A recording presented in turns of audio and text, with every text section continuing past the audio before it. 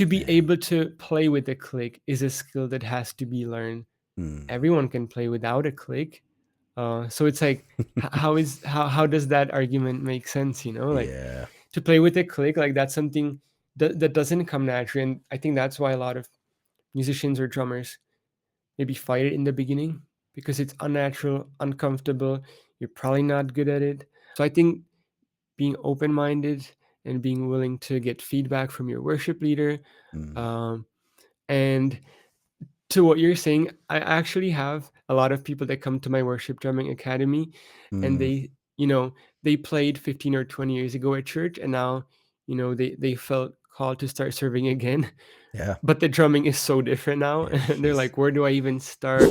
Well, guys, excited to welcome to the podcast today Timothy Cincala, and I hope I'm saying that name right, as we were just talking Yes, about off sir. off You got air. it. But no, Timothy, I think I was telling you I am super honored to spend some time with you. I was telling you it says a church. We were part of a church plant, and man, found your resources way back, and just to encourage you, they were super helpful. Man, I Mm, remember just being like, I don't have time to create drum resources, and then found your videos, and I'm like, man, this guy is creating amazing content. So again, super thanks, honored to, man. yeah, no, super honored to spend some Appreciate time it. with you. Love what you're doing to resource worship drummers. But would love to Mm, just give you the floor. If listeners maybe haven't heard of you, would love to just go, hey, give us a peer into the window sure. of Timothy and what you're doing and your story, and we'll go from there. Absolutely. Thank you so much for having me. I'm really Man, excited to spend some time with you and hopefully share some, helpful information and resources. So, yeah, yeah, I think since about 2018, I've been creating resources for church drummers. And currently, I run a worship drumming academy where I have in depth tutorials for worship songs. Every week, I add a new song. I also have a bunch of different courses, and then also like a step-by-step roadmap for beginners so that they can uh, start where they're at and then kind of work their way toward being able to join their worship team and serve and really serve with excellence. And so that's kind of where I'm at right now. uh, it's been a interesting journey, honestly. I think I've always loved music, always loved drums. Back when I was a teenager, I think when I was around 14, I started playing in bands. The first one was actually with my uncle. And man, I was so excited because at that point, I was playing drums maybe for 3 or 4 years. And he had a kind of like a church band where they were doing Hillsong covers. So songs Uh, like One Way, Mighty to yes, Save. that's So that awesome. was, yeah, like 15, 16 years ago. Wow, So that was kind of my beginning, really. And then kind of got into playing in like pop punk bands, that's punk awesome. rock and pop punk bands with my friends. And I was into skateboarding and all of that. So I absolutely loved it. So played a bunch of shows.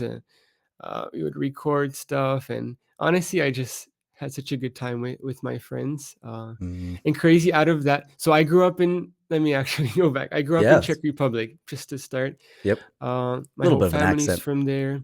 Yes, sir. So I grew up there, um, and it's a very atheistic country. Mm. So being in school, not very many Christians. I have three brothers, and two of them are actually twins, and they're 2 years younger than me. So they would go to the same school, and Mm. it was us, and then maybe a few other people that were Christians. So definitely the minority. And so I kind of grew up in a pretty irreligious environment, although my dad was a pastor, and he Wow. was all about uh, outreach and mission and just working with unchurched people. So I Mm. think that was always, in the back of my mind, and I was kind of raised in that. Yeah. And so, yeah, I started playing in bands. And actually, when I was around 16, one of the friends, was interested. Uh, like, what's different about you? What's going Mm. on? Like, I can tell, that you carry yourself a little differently. And Mm. so we kind of started having conversations about um, Jesus, the Bible, and then started doing Bible lessons together and got Wow, baptized together at 16. So man. uh, I think from then on, the band kind of became a little bit of a ministry. So we would have our own youth group where we would invite our friends.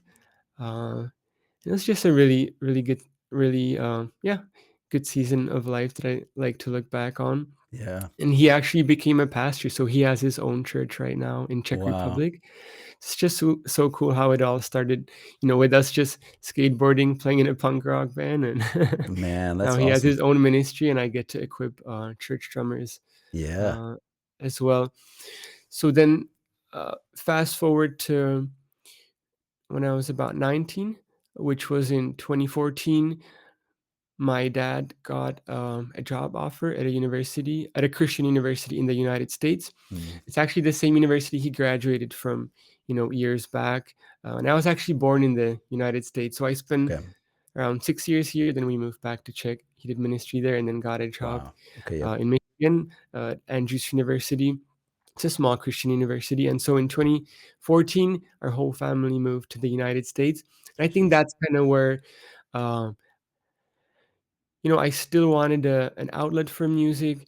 My dreams were to play in a band and do all of that. But then I think slowly some things started changing in my heart, and I always went to church and everything, but wasn't that involved with worship music during my time in Czech Republic, Mm. other than playing in my uncle's band. And then here I started playing at some churches, and uh, yeah, I was, looking for resources, trying to Yeah. prepare. And at first, I think, I was just kind of winging it. I came from more of a rock background, so my dynamics were pretty like just consistently loud.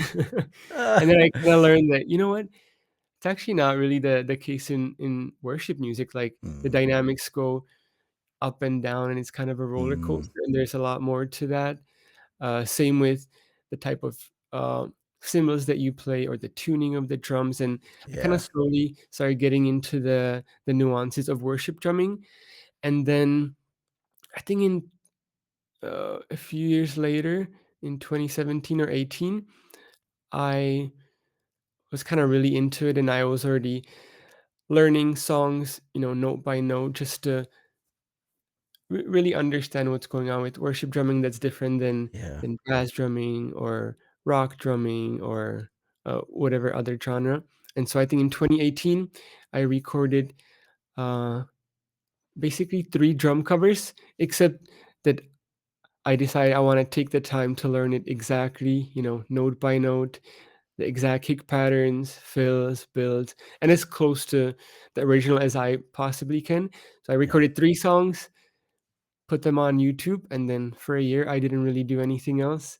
Dang. Then I looked back and I was like, huh, it seems like, people are finding this helpful. They appreciate the attention to detail. Yep. And so I did three more songs. Then again, didn't really do anything for a year. So it's just like slowly, kind of seeing if if this is a space and area where I can be of service and Mm. help. And I think after those 2 years and six songs, uh, I just felt a sense that this is an area where I could really uh, be helpful Yeah. and start creating more resources. And so I think that's kind of where this journey of worship drumming started, and of creating resources.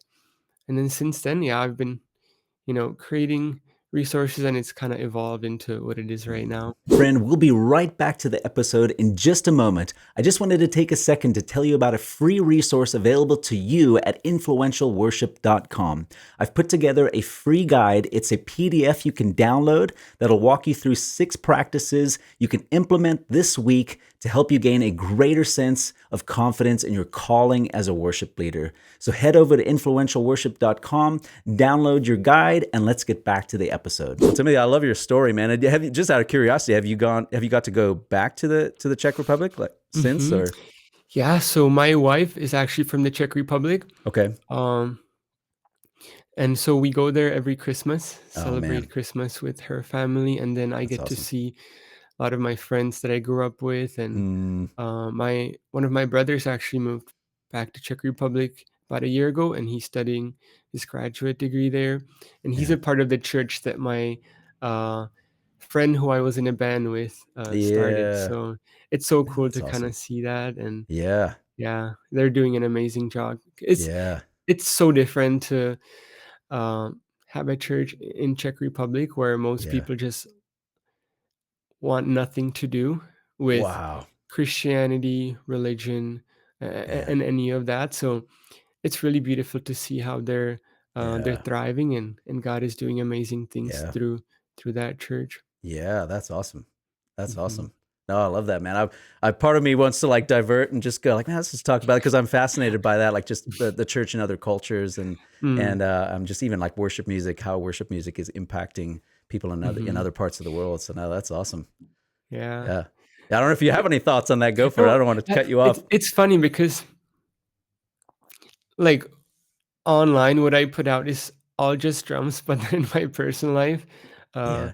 it's a pretty small part of my life, Yeah. and there's so many different things, that I Mm, spend my time yeah. either listening about, reading about, or talking to people about. And so this is Yeah. definitely like a topic that's really, really close. And I'll Yeah. just insert one Yeah. thing, Go for it. which I thought was really uh, pretty exciting and cool. Yeah. So when I was, playing in the band, let's say I was 16, 17, uh, there was high school, basically a high school ministry. It was called Exit Tour, and they Mm, would go to high schools and play games, and then invite them to an evening where they would do a worship set. And mm, there was this basically kind of the band that was a part of it. They asked us to play, uh, for one of the events.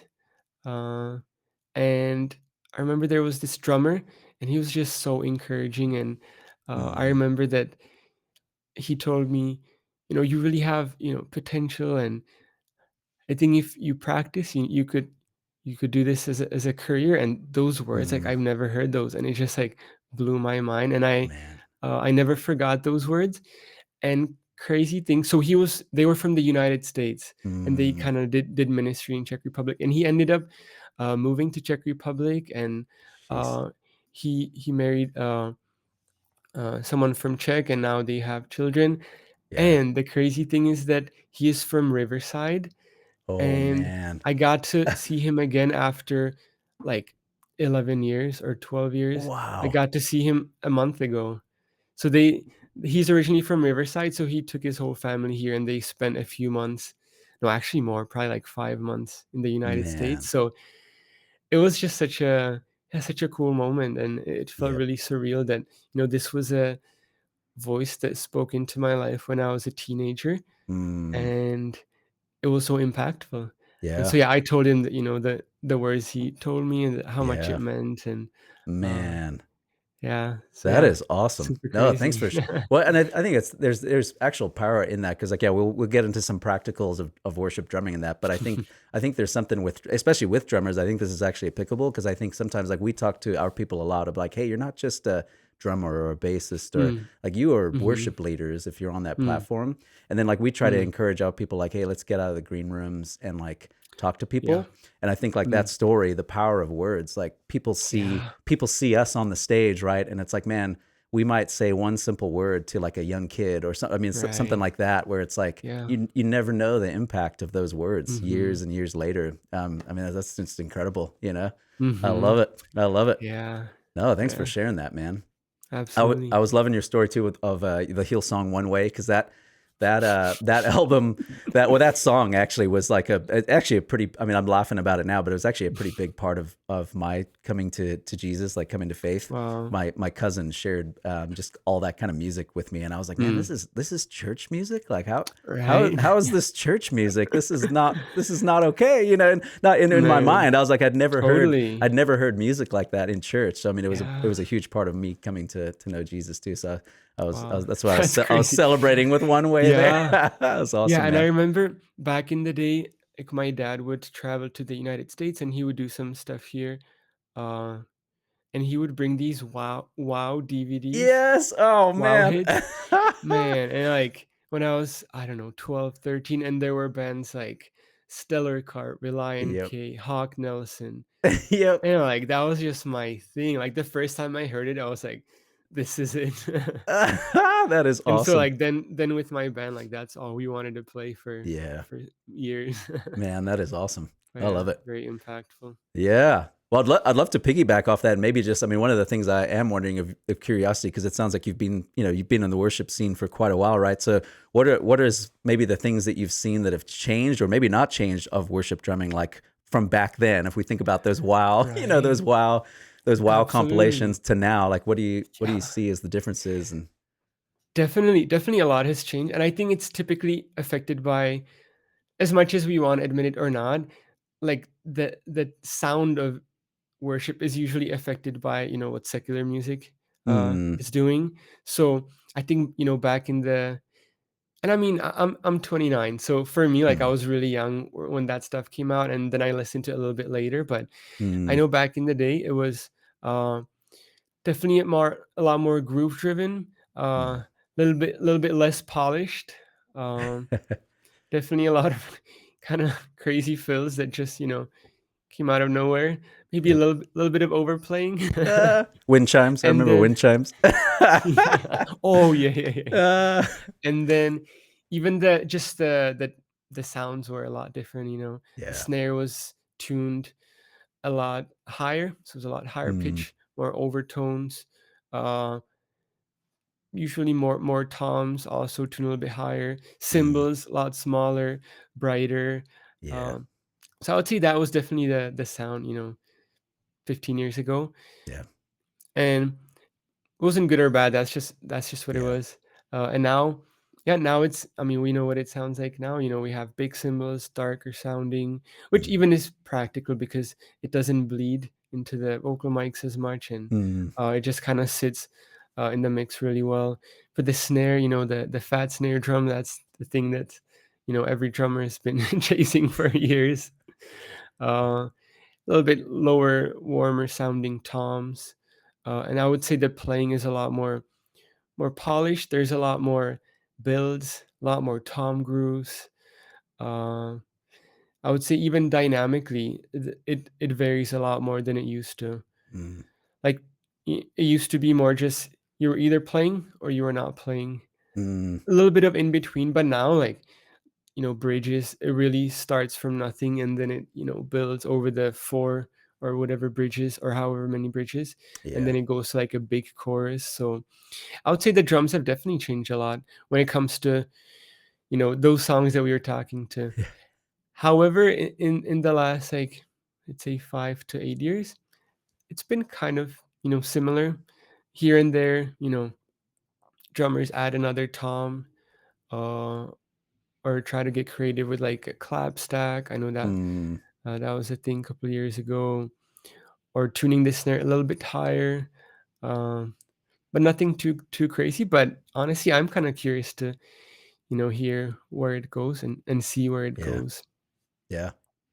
Yeah, Yeah, it seems like I mean, we were talking a little bit off air, but I know just you thinking of like practical things for worship leaders, like because you obviously a lot of times some churches might be dealing with like paid musicians, but a lot of times it's volunteer based, right? yeah, And so you've got hmm people that are coming maybe sometimes entirely from different genres, which I'd love to get into that a little bit. But even from a yeah, worship standpoint, like sometimes you get people that are like, hey, I played drums way back, maybe 15 years ago in my church band, took a long break, and then they're entering back in now, and it's kind of like, hey, things have changed a little bit. So yeah, yeah, it's interesting. I'm like, I'd yeah, be curious to go like, what would be your advice like for somebody that, hey, is for maybe coming sure. from way back, like, or even coming from an entirely different genre, Yeah, like how would you advise them like, hey, this is how you could get back into worship yeah. drumming now?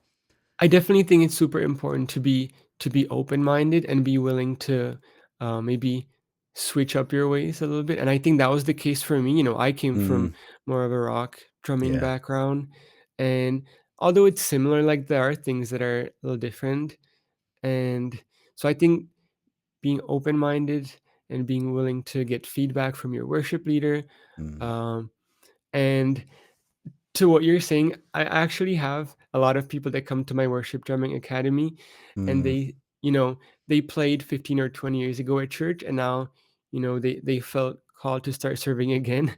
Yeah. But the drumming is so different now, and they're Yes. like, "Where do I even start?" Like, what do I do? And so, Yeah.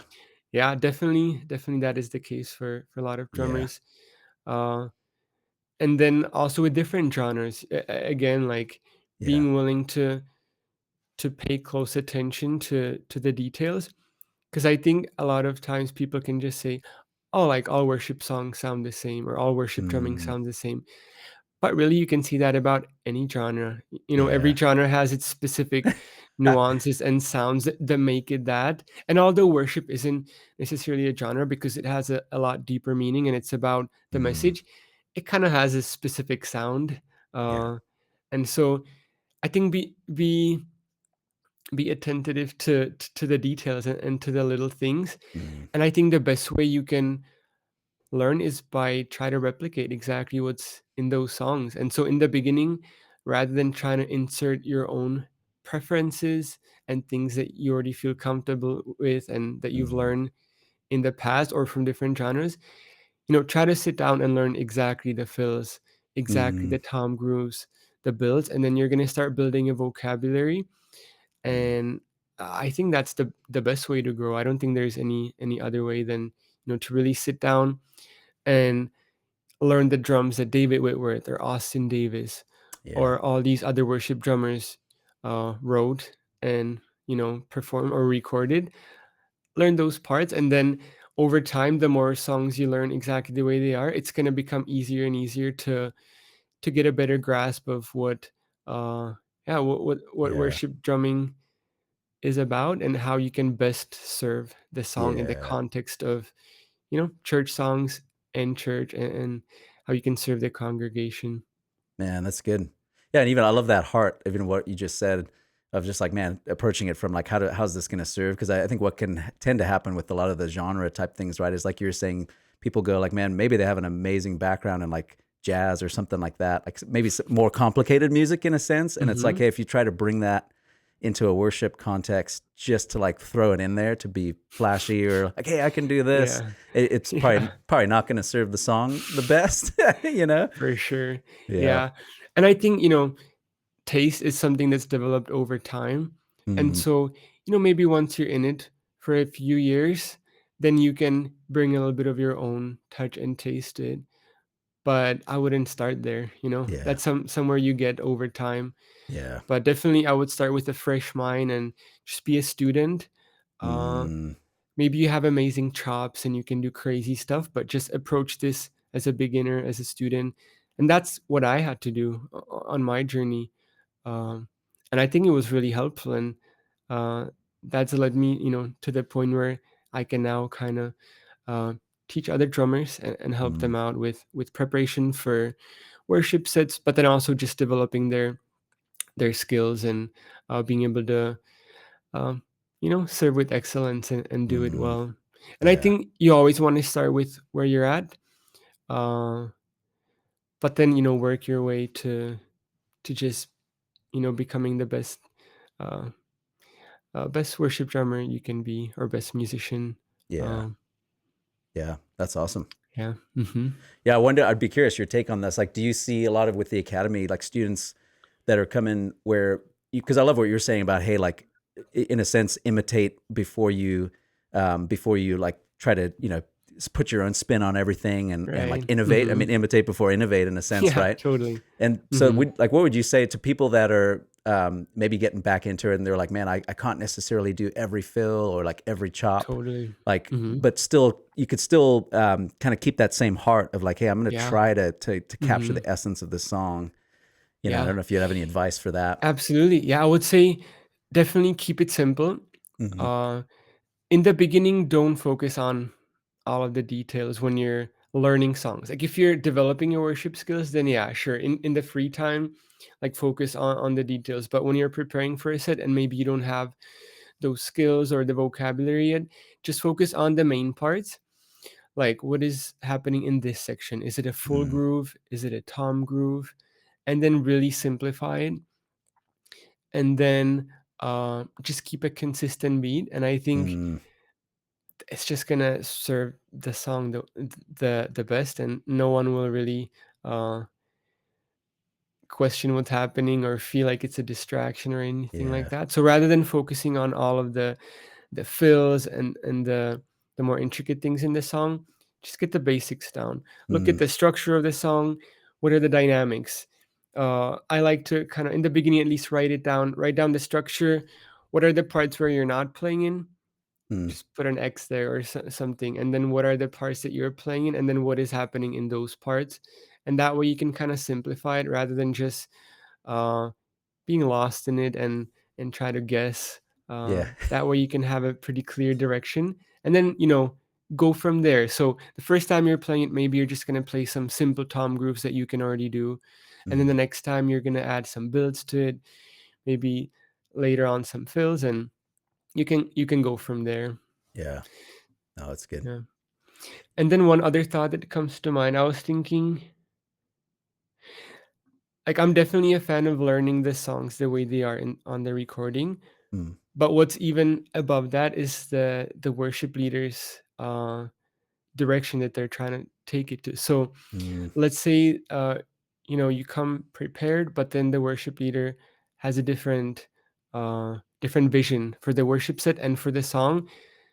Listen to that and be willing to support that and go that direction, even though you put the time and you're playing it the correct way. Like in the end, come to the rehearsal with knowing the parts, but mm, then be willing to go wherever the worship leader wants to go because, yeah. uh, you know, you trust their leadership and they're there for a reason and they put the time into preparation and prayer and maybe they felt a specific direction. Be there to support them and to go where they want to go. Yeah, man, that's good. I'd love to actually piggyback off that and just go because I know one of the Hmm. things we were talking about. I was like, I'd love to do kind of a section of this at least where we kind of go like, hey, what do worship leaders need from their drummers? Right. But also, Hmm. but kind of what you're saying, what do drummers need from their worship leaders? And I think some Hmm. of that, like what you're describing, can hopefully the worship leader can communicate even ahead of time if possible. Obviously Right. there's moments where Hmm. like hopefully we're all following like the leading of the Holy Spirit, and there Right. might be moments where things change, but I think Hmm. sometimes that can be a frustration, not obviously not just for drummers, but I think for the musicians in the team, if they're not getting that communication ahead of time, like, you know what Right. I mean? Sometimes it's like, hey, the Absolutely. worship leaders, like we could do a better job of going like, hey, this is what you Right. could expect for, the Hmm. different like arrangements, or if we're doing mashups and things like that, like a lot of that could be communicated ahead of time. Totally. So yeah, Yeah, I'd be no, curious your take on that. absolutely. Yeah, I was actually thinking about it, like over the years, like what have been things that worship leaders Mm, have done intentionally that I really appreciated and that I yeah, that's found good. helpful as a drummer. So a couple of things to what we were actually talking about. That was the first thing that I thought was even before the rehearsal or playing, uh, the arrangements. We as I'll speak for myself. I as a drummer can really appreciate if I have the exact arrangement and I know what to practice, and I Mm, know that if I practice this, I'm gonna be prepared well. So knowing the arrangements ideally in advance. yeah. I know at some churches, they get it on a Tuesday or a Mm, Thursday of the weekend, and it all depends, on the skill level of the musicians. Um, but let's say if you have some more beginner mm, musicians, give it to them as far in advance as possible so that you can set them up for success and for yeah. doing well. So that was one thing that definitely like getting the arrangements, and then if there are any changes in mind, whether it's dynamics or parts, if you can communicate it in ahead of the time as well, Mm, I think that's always super helpful, and I'm sure every drummer can appreciate it. yeah. Obviously, over time, if you do this for whatever 10 years and Yeah. you're kind of immersed in like the spontaneous worship and all of that, then it's a whole different story. But when you're starting out, I think it's important to be able to have access to those type of resources and Mm, have access to it in advance. yeah. That's one thing that came to mind. And then uh, during rehearsal, again, give very clear direction and feedback. What is your vision for this set? What is your vision for this song? Mm, Where do you want to go with it?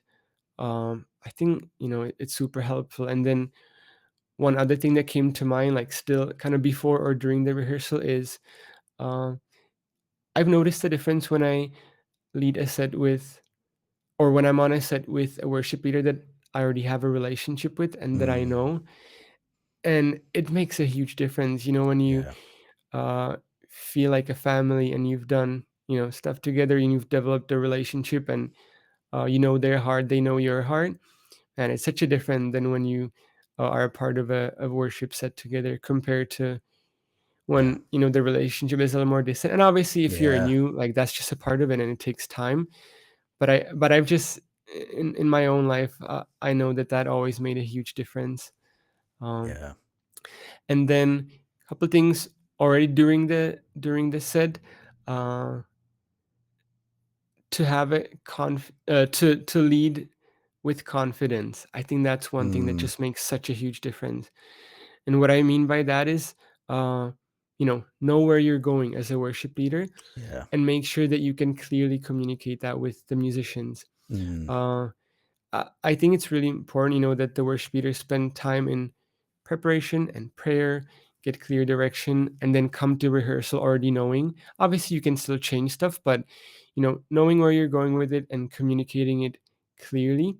yeah. And then when it comes to clear communication, even during the set, like, this has been super helpful for me, where worship leaders have their signs, whether it's chorus or Yeah. verse, bridge, go up, go down, trash can. That's so helpful if you can utilize those and show it ahead of time. Mm, Because for drummers, it's a very dynamic instrument, and it's so hard to hide if you're like building something, and then you open up with a huge groove for the chorus, but they wanted a down chorus and they didn't tell yeah. you. That's Like, that there's nothing like that. like drums drive the bus, right? Is the saying Yeah, we probably we all hear, and it's like it's true. It's for so true. sure. Yeah. Like, it's so helpful for a drummer to have clear communication and signs Mm, even during the song. So if you want to add another chorus or another bridge, or if you want to change anything during the song, do it, but communicate it really clearly, yeah. and it just makes it so much easier to follow and Mm, to make it feel smooth and not just have it totally fall apart. yeah. So that's something that I think is super important. Like, know where you're going and communicate it clearly, and I Yeah. will gladly follow and Yeah. and support your vision. Um, Yep. because I remember sets where maybe the worship leader wouldn't give signs or give them too late, and then, man, like, the last like 5 seconds before it goes to the next section, I'm just like guessing and praying and hoping that you know Yeah. I'm doing what the worship leader wants me to do without Yeah. it being communicated. Yeah. And, and most of the time it works out, but there are times when it didn't work out, and it's just like, well, it would have been a lot easier if I Yeah. if you gave me a clear sign. Yeah. Give you the cue, uh, you know? Yep. yeah, give me the cue, like, where should we go after this? Yeah. So I Man. think, yeah, like confident leadership and clear Mm, communication, super important from a worship leader. And then after the set, give me some feedback. mm, And it's church, so I don't need like nitpicky, like too critical. Just yeah. like, tell me, what did you think went well? Uh, what do you think could have gone better? When it comes to the technical aspects, but then also on a spiritual level, like, what do Mm, you think we can work on and push into next time? man, And so that's yeah, good. those are a few things that Yeah. kind of sat down and I was thinking, okay, this really does make a difference for a drummer if the worship leader uh, can do these or focus Yeah. on these and be intentional about it. Man, that's so good. No, to me, Mhm. especially I think especially what you said with the relationship, like man, Mm, so we have a say. I don't know where it's not original to me. I don't know where I picked this up from, but like I just kind of like adopted this into my vocabulary. But I heard somebody say once, like, hey, like let's not in worship ministry, let's not use the sheep for their wool, in terms of like, especially when it comes to volunteers or people on the worship team. Like the idea of like if we're the sheep of God's pasture, right? Like if we're just mm, shearing off the wool and like not mm. really caring about the people, Yeah. the sheep, you know, and obviously we're part of that too. Like we're all Mhm. God's people together. But that idea of like, man, if people are if drummers, you know, are just like a thing on the planning center roster, and we don't actually, Right. yeah, like we don't actually take the time to like build relationship with them. And especially in those Mhm. moments like you're saying where, yeah, I love your heart of just going like, hey, I actually want feedback. I mean, obviously that's part of that Mhm. like humility hopefully we all have on the Right. platform, but if the Mm. relationship's not built, like Yeah. it's super hard to give that feedback. Or like for all of us, our instrument kind of becomes in a sense a part of our identity. And so it's like when you give negative Right. feedback or critical feedback, that's Yes. Yeah. helpful, but if there's no relationship there, it becomes really hard for the person to receive that. So I love what you're Oh, saying, man, of yeah. just like, Mm. hey, please, worship leaders, take time to build Right. relationship with your Yeah. drummers and people on your platform. So Mhm. yeah, man. Yeah, I think it's super important because, uh, like, yeah, music and all that is cool, but, like, what's the main reason we're doing it, and Mm, what's the bigger picture, you know? yeah, Uh, and I think it's important to, keep that in the back of your mind. yeah, Uh, and so I think, especially, you know, maybe churches that are starting out or that are smaller, you can get caught up with like, oh, you have to like play the parts right, or kind of the technical aspects of it, and then kind of forget the mm, the heart beyond it, or yeah, yeah, the heart behind it. And so I yeah, think it's really important to kind of refocus. And I think the technical aspect is important. And I mean, that's what my whole worship yeah, academy or worship drumming academy is built on. But I think it's really important to keep, you know, in mind what's the whole point of this, and then treat your people well, because you're a family and you're there together, serving the same yeah, God. Um, so yeah. yeah, yeah. That's awesome. Yeah, I Mm. love it. And if we flip that a little bit, like what would you say? Like, okay, what do then worship leaders need from drummers? And like I know I think there's a lot of what you shared, which I think can apply, right? Like the idea of like playing confident, even some of the things you've been sharing of like, hey, just come like preparing the best you can. Obviously some of those things like are super important for drummers or any musicians on the platform. Like, hey, do your Hmm. part in a sense, right? But is there anything you would add to like, hey, what do you think worship leaders need from their drummers? Right. So basically, what drummers should do to, Yeah. yeah, yeah, totally. It's like No, I flip it. think, Yep. right, right. No, Yep. definitely, as drummers, we should be as prepared as we can. Mm. I think it's really important because you can't really hide. Yep. Like, it's just a loud instrument that's Yeah. out there. There's not much you can I hide. I heard a guy once say like he's like, man, drums are, and if you think about it, like a lot of history, like drums are an instrument of war in a sense. Like Mm, the drums would like totally. beat Yeah. the army Marching would like or, march to it. And uh-huh. I mean, Yeah. I just heard him say that's like, man, drums are an instrument of war. And so often in church where there's like we try to tame them, but it's like, man, they really are driving the Basically. band Yeah. forward. So It's a yeah. good point right there. Yeah. Dang. I like that. Yeah. So definitely, yeah, prepare as much as you can. Mm, And then, yeah, when you come to rehearsal, like, be open to feedback yeah. and correction, and, changing wherever the worship leader wants to go. Mm, Uh, don't, try to argue that, oh, these are the right parts, so I'm yeah. going to play these.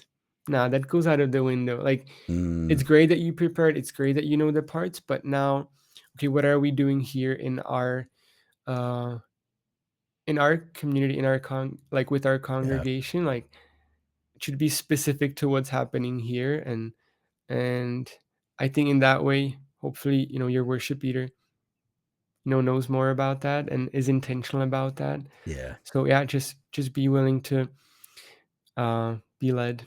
Yeah. That's and Mm, then, I mean, more practical things like be really good with the metronome. yeah. There we I go. mean, Yeah. that's just, as a drummer, I feel like out of all of the musicians, you should be the most locked in and most comfortable Mm, with it. And if you're coming from different genre of music, or you haven't played in a while, um, don't try to fight against clicks. I see all yeah. these like comments under so many like Real church drummers drummers don't videos use where it's just like, clicks and it's like really like, to be man. able to play with a click is a skill that has to be learned. Mm, Everyone can play without a click. So it's like, how does that argument make sense? Like, yeah. to play with a click, like, that's something that doesn't come naturally, and I think that's why a lot of musicians or drummers maybe fight it in the beginning, because it's unnatural, uncomfortable. You're probably not good at it. Yeah. But it really does help a lot. And obviously, I think there are contexts where maybe that wouldn't be the case. Like it's a more stripped down set, and uh, you don't need a click. But let's say what we're talking about is playing on a regular worship set where you have Hmm. click, maybe some tracks. Like make sure that you're really locked in, and that uh, other musicians and also the worship leader can really depend on you and trust you Mm. and feel comfortable. Because I can't even imagine if, let's say me as a drummer, I'm either dragging or I get off the click. Like that just adds so much stress to the worship Oh leader man. or to the person that runs tracks. Like, what do I do now? Like, do I fully cut it, or do I hope that, the drummer gets back on? And so I think when it comes to practical level, like super important, like practice at home with the click, Yeah. whether it's rudiments or beats, fills, worship songs. Just make sure that you're really comfortable with it and you can stay on. Yeah, man, that's good. No, I love what you said. Yeah, because I was curious what you were going to comment on that there. Because yeah, it's true. Like so many people are like, oh man, like real, not even just drummers, right? But like, oh, real musicians don't need a click, and Right. like, and again, Yeah. yeah, I agree with you. It's like that argument is like, yeah, maybe that's true, but you've got to build those. You got to. Sorry, not that that's true, but like, okay, if you're obviously if Yeah. you're a musician, you can play without it, and a group Right. of musicians that are really good could get together, and things are Hmm. going to be solid and locked in, but the like that's going to come from playing all those years of playing with the click and That's metronome and building your building your exactly. timing. So That's man, so true. Even in order to be great at playing without click, you get there by playing to a click. yeah, So like you get there by practicing to a click to develop inner timing, and then you can play without a click. Like yeah, there's no other way to like develop yeah, really good sense of timing other than playing to something that's like perfectly in time. yeah, yep, And then obviously there's so many genres where you wouldn't want that or yeah, wouldn't need that, but like we're talking about, worship or even just music that has tracks. You have yeah, to play with a click. Otherwise, it's just never gonna be yep, perfectly in sync. Like there yeah. isn't a way around it. Yeah, no, that's good. That's good. There's the old like it's so cheesy, but there's the old like joke of like, man, the drummer that takes the metronome back to the store. He's like, hey, it won't keep time. It just won't keep time with me. It's like the metronome Uh, doesn't lie. No, that's yeah, awesome. so funny. It's definitely very like humbling experience, I Yeah, think, especially in the beginning, where you have to admit that you're not as good of a timekeeper as you hoped or yeah, thought that you were. man, So it's just like the metronome. It doesn't, it just keeps it real. It doesn't lie yeah, to you. yeah, man, Doesn't that's awesome. sugarcoat it. That's just what it is. Yep. This is 70 BPM, and you're either on or you're off. Yeah, man, that's good. No, Timothy, I love your heart, man. I can hear your heart of just going like you've mentioned the word even over and over, like just approaching it with the heart to serve. And I think that's obviously, hopefully, the like us as worship leaders, hopefully we have that. Hopefully, everyone on the platform has that heart of like, hey, Mhm. how we even approach our practice, like personal time of practice. We're Yeah. approaching it from like, okay, the best way I can serve my team and worship leader in my church right now is to put my practice time in. But then even like when you come to the platform, okay, the best way I can serve right now is like to listen and take direction, be willing to adjust what I'm doing or what I've practiced and not argue. I mean, all the different things. Like I just hear it all over like what you're saying. It's like the approach it with the heart to serve and be Mhm. flexible, I think is like almost summing Mhm. it down to like those two Mm. things. Like do obviously Absolutely. excellence and preparation, but then like even that in the context of serving and being almost prepared to be flexible, even to go like, okay, Mhm. maybe you've over practiced some parts or things where it's like, okay, maybe we're not even doing that section, but I'm ready if we need be. Right. So I love that, Mhm. man. I love that. Mm. Yeah. Awesome. Yeah, I'd love to just ask like, what do you think and maybe you see this with the academy, like what do you think the biggest gap is right now as far as like skill set for worship drummers or people coming from other genres into the worship context? Like what's the Mm. biggest thing you maybe see is the gap? Right. I would say it's just that there's a lot happening in worship songs when it comes to drums because Mm, of the changes of dynamics. So as we talked in the beginning, mm, whatever early 2000s, it would be more groove driven, and you would just kind of stay in the groove, do some fills, maybe go to a ride for the chorus.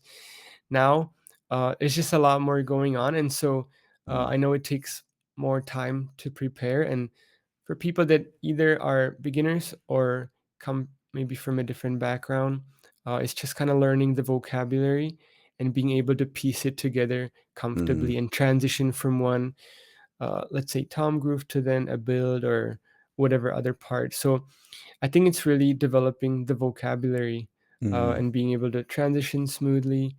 I would say those are the main things that I kind of see. Uh, Hopefully, that's the goal of yeah, the academy to help man. out with that. Because I think for maybe more experienced drummers and more developed drummers, it's easier to just, or it's pretty easy to listen to a song and be Mm, able to clearly hear what the drums are doing and replicate it right away. yeah, But that's not the case for, beginner drummers or maybe drummers that are new to yeah, uh, worship music, worship music. So I think, yeah, that's where, I can kind of help out with that and, yeah, uh, you know, sim- basically speed up the process so they don't have to, yep, spend hours figuring out what's going on in this song, what is the main tom groove, or yeah. what is happening in this section. And so, yeah, that's kind of the main goal with that. Yeah, that's, and I think like I love what you like, even visually, just being able to see it, like with with what you do, even with your free stuff on YouTube, like Hmm. just being able to see it. Because I think I know I've played with Right. drummers where they might be listening to, like sometimes I've wondered like, oh man, did they even listen to the song? And then I'm like, okay, no, they did listen to it. But I think what Mm. happens with maybe inexperienced drummers or drummers that haven't been around like a worship context is they might like, for example, take like a tom groove, like the tom groove where we've grown accustomed to, like the dudes, guys, doom, doom, snare on four, right? Like that Mhm. type of thing.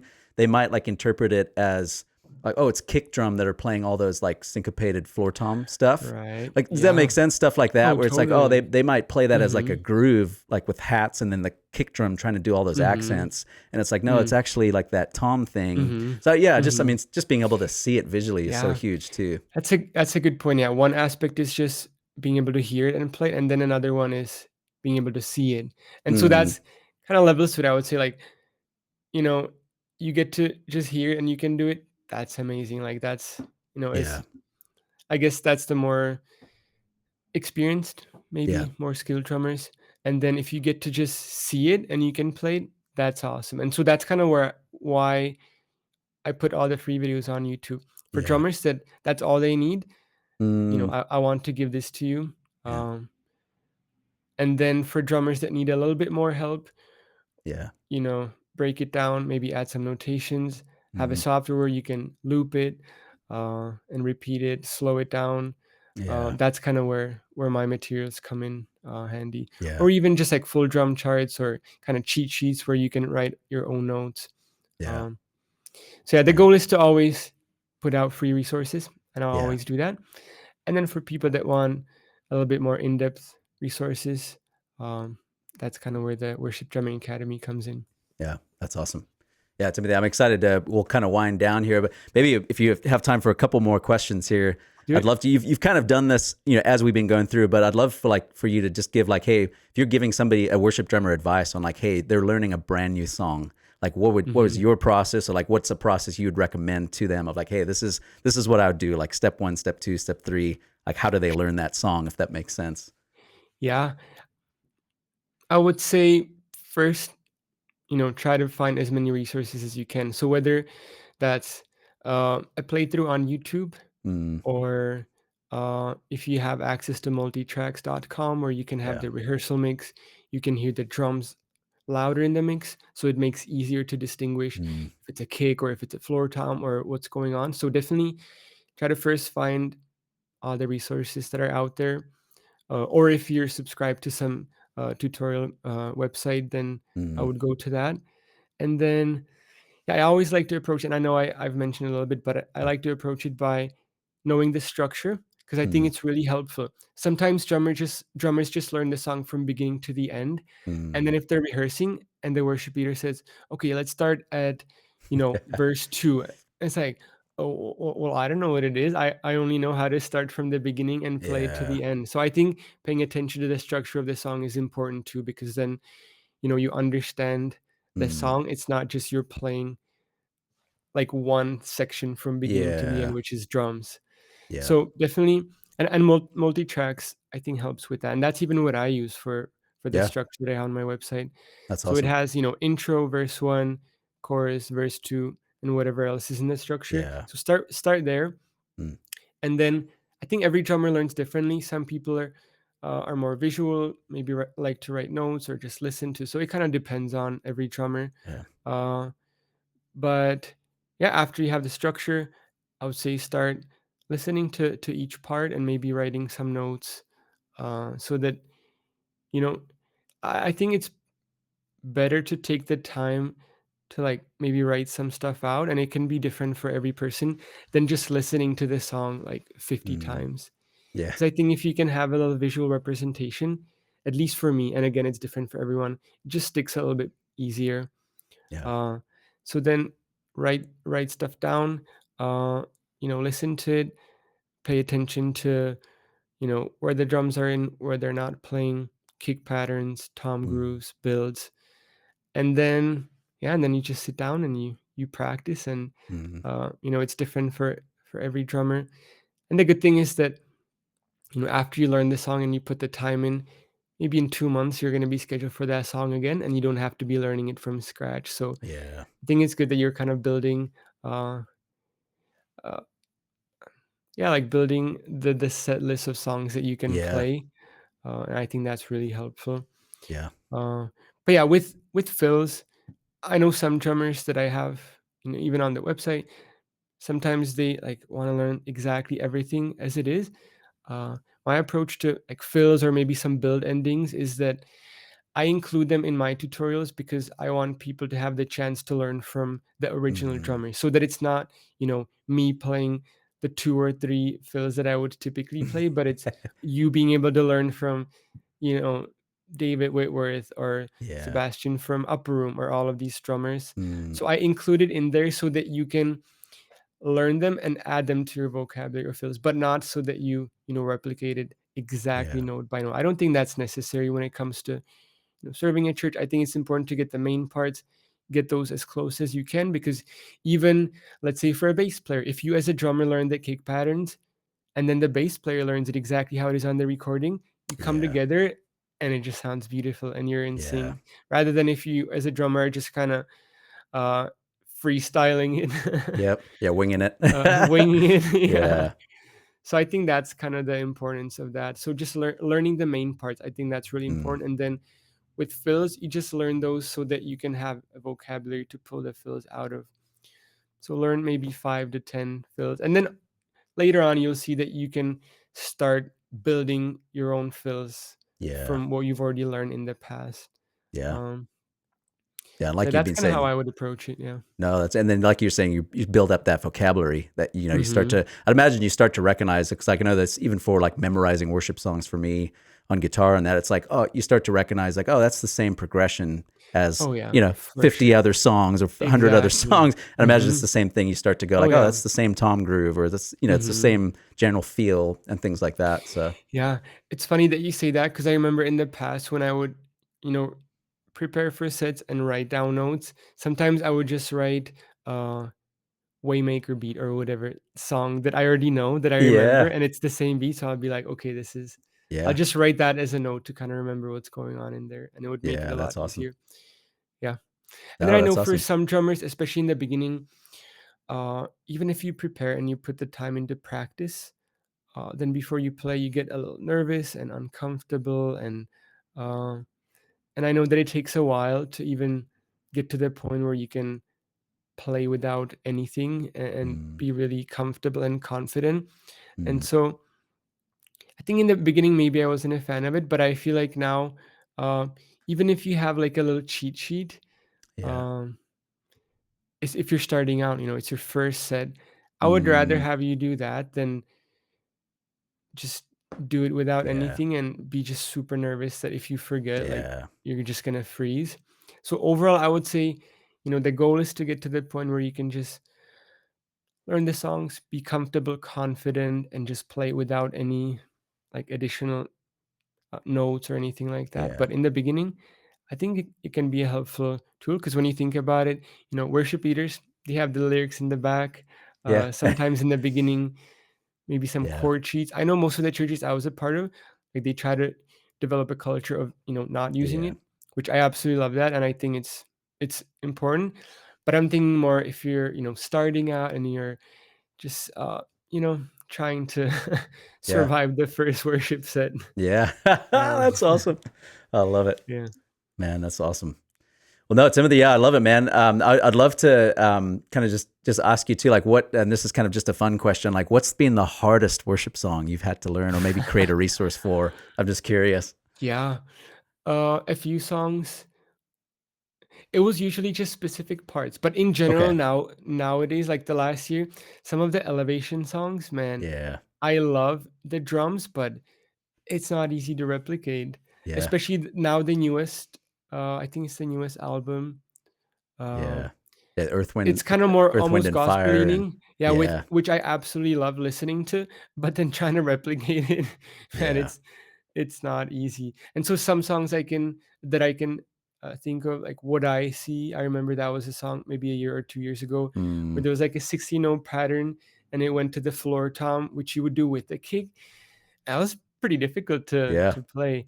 Or "Take You at Your Word." There's the last bridge Yeah. part, like that's I was still curious if you're like, going to say that one because yeah, oh, we totally, started doing that song and yeah. we're kind of like, man, like a lot of our drummers there's a few people that are going to be able to like replicate it exactly, and that's like, man, Yeah, it's hard. Yeah. it really is. Like, I still don't fully even understand what's going on in that part, Uh, even though I have it like written out in notations. yeah, I So that think in was your video, definitely, I loved your video. I think you said like, man, this one was a kick in the pants or something like that.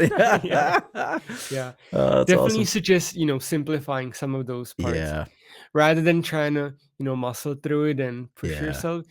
No, if you don't feel comfortable doing it while you're practicing at home, Mm, it's only gonna sound worse when you actually yeah. do it with other musicians. So Yeah. feel free to simplify it, keep the energy and the idea there, but you don't have to do Yeah. all those 16-note kicks Yeah. or whatever is in there. That's Uh, awesome. so That's those awesome. were a few that I can think of, but there are definitely other songs that have maybe some parts that are a bit more intricate. Even Mm. elevation rhythm songs, Oh some man. of the fills in there, because I try to even keep the fills, and lately I've been kind of giving up with some of those songs. I'm like, there's no way that anyone's gonna try to learn exactly those fills, so Yeah. I don't have to do all the gospel chops in between those Yeah. sections. Man. But again, I absolutely love it, and I love listening to it. It's more just trying to replicate it that's Yeah, a it's little bit hard. challenging. Yeah. Man, that's awesome. Well, Timothy, man, no, seriously, you are a gift to the worship community, man. Just and again, I know speaking for myself, but I don't think I'm alone. There's a lot of worship leaders that I'm sure are benefiting from your resources. Mm. Yeah, so I'd love to land the plane by just obviously like asking where can people connect with you? Maybe if they have never heard of you, like how can they find your videos, but then also get connected with the Worship Drumming Academy and like maybe they sign up their drummers. I'm thinking of like when you were Totally. speaking about hey, like what do drummers need from their worship leaders? Like that's a lot of the work that worship leaders can provide is those resources, right? It's like, hey, we Right. can actually Mm. provide resources. So yeah, would love for Mm. you to plug your stuff and how can people connect with you? Man, sure. Thank you so much for the kind Yeah, words and for this conversation. It was really fun connecting with you. yeah, And yeah, you can find me on YouTube just under my name, Timothy Cincala. And I typically post playthrough videos of worship songs. But um right now I'm getting set up in my new space, and I'm excited to mm, start doing more different lessons and just tackling different topics connected to worship drumming. mm, And then you can also check out the Worship Drumming Academy, which is basically a membership where I add tons of helpful resources for worship drumming, for worship drummers, from in-depth tutorials to drum charts, cheat sheets. I have over 30 courses. And then also we have a community where you can, mm. reach out to me and other drummers, and we also do a monthly call. And so it's been fun to kind of create this community where we get to build each other up and help each other Yeah, out. And yeah, it's been a huge blessing. man, that's awesome. No, Timothy, thank you, man. Yeah, and I'll link all that down below and all the different show notes Sweet. and things so people can Mm, get connected with you. Yeah, I know I think I was telling awesome. you off air, like it's been a gift to us. Like we run a worship Mm, development program. There's some people mm, that I've like sent, your resources to, and even the drumming academy of like, hey, awesome. watch these, watch this. Mm, And I know it's been mm-hmm. helpful just getting that feedback. So yeah, I Wow. love it, So man. honored to hear that, Yeah. man. No, I love it. Well, I'd love to land the plane, respect your time here. How could I pray for you in this next season? And yeah, just would love to land the plane by Thank praying you. for you. Yeah, I really appreciate it. I think, as I was mentioning, we moved. I think I mentioned it before Hmm. we recorded that I moved. Me and my wife, we moved basically across the whole United States, Yeah, from she's Michigan to California. So it's been beautiful. But yeah, if you can, pray for this new season, and for me to be open what God has, mm, you know, prepared for this next season of life. And yeah, that I can just continue serve worship drummers, and yeah, hopefully do it even better. yeah. Man, I That'd be love it. amazing, man. Yeah. Well, let's do it. If you don't mind, I'll pray digitally here Thank and you. go for it. Let's do Yes, it. sir. Thank you. Yeah, Lord, thank you for Timothy. Thank you for his ministry, and just thank you for his heart, Lord, to serve you and to serve worship drummers, to serve the worship community. Thank you for the gift that he is to the worship community. I just pray you would even if you use this or use whatever means to expand his reach, Lord, with that more and more worship leaders and worship ministries and churches would benefit from the resources that he's putting out there, Lord, and just grow his ministry, Lord, grow the academy. I pray that you would just again bring more people into that, so that ultimately you can be glorified, Lord, that your church can be better served, and that you would just use him, Lord, continue to use him. Thank you for his recent move, Lord. Help him and his wife, Lord, just get continue to get connected in community there, and again just be a blessing even in their local community, their local context. Thank you for his story, Lord. How you yeah, man, just how you brought him over here, Lord, how you just saved him, Lord, and just amazing to hear some of that. Kind of fun, I know, for me, just to know know a little more of his story behind the videos, Lord, and just thank you again for him. Just continue to bless his ministry, Lord, and we lift that up to you in Jesus' name, Amen. Amen. Amen. Thank you so much. Thanks, This was such a Timothy. pleasure, man. Man, likewise honored to spend some time with you.